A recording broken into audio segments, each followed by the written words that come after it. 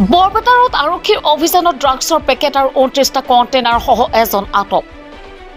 বৰপেটাৰত শাক পাচলি পাইকাৰী বজাৰত আজি বৰপেটাৰত আৰক্ষী থানাৰ ভাৰপ্ৰাপ্ত বিষয়া শ্যামল জ্যোতি শইকীয়াৰ নেতৃত্বত 2.6 গ্ৰাম ড্ৰাগছ সহ এজন আটক।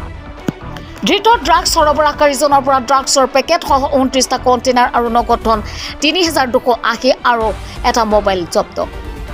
ড্ৰাগছ সৰবৰাহকাৰীজন হৈছে বৰপেটা ৰোডৰ মণিপুৰৰ হাবিবুল ৰহমান।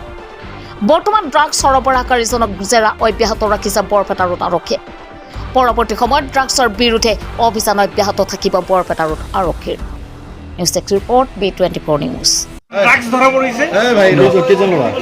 মই আহি চালো একজনে আছে, ল'ৰা এটা ধৰি ৰাখিছে মানুহ। এনে চিনি পায় নেকি ল'ৰাটো? মই চিনি নাপাওঁ। কোনখিনি জেগাত ধৰছে?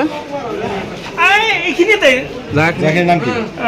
চব্জি বজাৰ, বৰপুৰ টাইগাৰ চব্জি বজাৰ, পাইকাৰী বেচাৰী বজাৰ। মদিনা মছজিদ হোটেলৰ সন্মুখত পুলিচ আহিছে, আৰক্ষী আহিছে। যে দেশতে ড্ৰাগছে আমাক সৰ্বনাশ কৰি আছে।